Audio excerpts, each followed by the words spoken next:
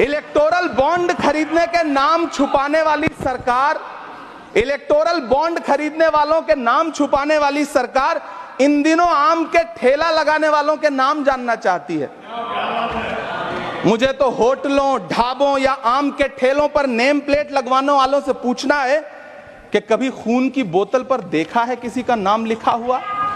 मुझे पूछना है कि क्या कोरोना के दौरान अपनी उखड़ती हुई सांसों के लिए ऑक्सीजन तलाशने वाले किसी इंसान ने ऑक्सीजन लाने वाले किसी इंसान से पूछा था कि ऑक्सीजन लाने वाला इंसान हिंदू है? मुझे पूछना है कि लावारिस लाशों के लिए कोरोना में कांधा देने वाले, चिताओं के लिए लकड़ियां सजाने वाले किसी इंसान से पूछा गया था उसका नाम, उसका मजहब? लेकिन इन दिनों पूछा जा रहा है सभापति महोदय। अफसोस, देश के प्रधानमंत्री जी ने कभी न टूटने वाली चुप्पी ओढ़ ली है। सभापति महोदय, जनता ने 63 सीटें कम क्या कर दी, ये सरकार तो अमृतकाल का नाम लेना ही भूल गई। ये भूल गई है अमृतकाल को, ये भूल गई है मनरेगा को, ये भूल गई है मौलाना आजाद नेशनल फेलोशिप को, ये भूल गई है मणिपुर को, ये भूल गई है महाराष्ट्र को। मुझे गर्व है कि मैं राज्यसभा में महाराष्ट्र का प्रतिनिधित्व करता हूं। महाराष्ट्र जो देश की आर्थिक राजधानी है, जो टोटल कॉर्पोरेट टैक्स का 40%, इनकम टैक्स का 32% और जीएसटी का 20% इस देश को देता है, उस महाराष्ट्र के लिए इस बजट में एक शब्द नहीं है। बैठ जाए सभापति महोदय, आखिर महाराष्ट्र से किस बात का बदला लिया जा रहा है? महाराष्ट्र ने लोकसभा चुनाव में बाबा साहब अम्बेडकर के संविधान को बचाने के लिए वोट क्या कर दिया? प्रधानमंत्री जी तो महाराष्ट्र से बदला लेने पर उतर आए। अब तो शायद उन्हें याद भी ना हो यवतमाल का वो दाभड़ी गांव जहां 20 मार्च 2014 को वो किसानों के साथ चाय पर चर्चा करने गए थे और उनकी किस्मत बदलने के सपने दिखाए थे।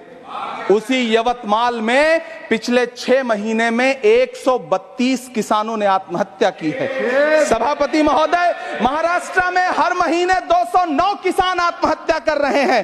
राज्य सरकार द्वारा सौंपा गया आंकड़ा बताता है कि 1 जनवरी से 31 मई के बीच 1046 किसानों ने आत्महत्या की है। लेकिन अफसोस, इस बजट में महाराष्ट्र के किसानों के लिए कुछ भी नहीं है। किसानों से चिढ़ी हुई सरकार ने बजट में किसानों के एमएसपी की लीगल गारंटी नहीं दी। लेकिन याद रखिएगा, जो किसान का नहीं वो हिंदुस्तान का नहीं। इलेक्टोरल बॉन्ड खरीदने के नाम छुपाने वाली सरकार, इलेक्टोरल बॉन्ड खरीदने वालों के नाम छुपाने वाली सरकार इन दिनों आम के ठेला लगाने वालों के नाम जानना चाहती है। मुझे तो होटलों, ढाबों या आम के ठेलों पर नेम प्लेट लगवाने वालों से पूछना है कि कभी खून की बोतल पर देखा है किसी का नाम लिखा हुआ?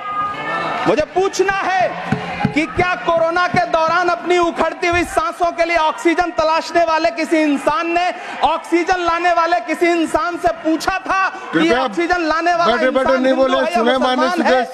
मुझे पूछना है कि लावारिस लाशों के लिए कोरोना में कांधा देने वाले, चिताओं के लिए लकड़ियां सजाने वाले किसी इंसान से पूछा गया था उसका नाम, उसका मजहब? लेकिन इन दिनों पूछा जा रहा है सभापति महोदय। अफसोस, देश के प्रधानमंत्री जी ने कभी न टूटने वाली चुप्पी ओढ़ ली है। सभापति महोदय, जनता ने 63 सीटें कम क्या कर दी, ये सरकार तो अमृतकाल का नाम लेना ही भूल गई। ये भूल गई है अमृतकाल को, ये भूल गई है मनरेगा को, ये भूल गई है मौलाना आजाद नेशनल फेलोशिप को, ये भूल गई है मणिपुर को, ये भूल गई है महाराष्ट्र को। मुझे गर्व है कि मैं राज्यसभा में महाराष्ट्र का प्रतिनिधित्व करता हूं।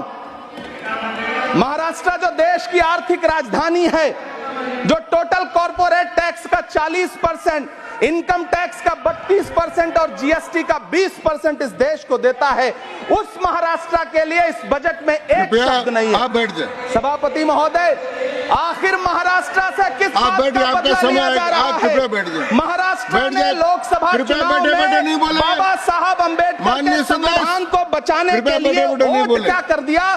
प्रधानमंत्री जी तो महाराष्ट्र से बदला लेने पर उतर आए। अब तो शायद उन्हें याद भी ना हो यवतमाल का वो दाभड़ी गांव जहां 20 मार्च 2014 को वो किसानों के साथ चाय पर चर्चा करने गए थे और उनकी किस्मत बदलने के सपने दिखाए थे।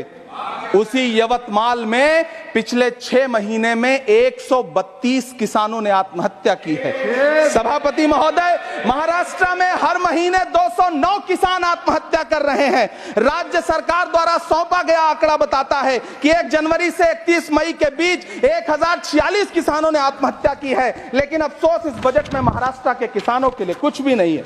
किसानों से चिढ़ी हुई सरकार ने बजट में किसानों के एमएसपी की लीगल गारंटी नहीं दी। लेकिन याद रखिएगा, जो किसान का नहीं वो हिंदुस्तान का नहीं।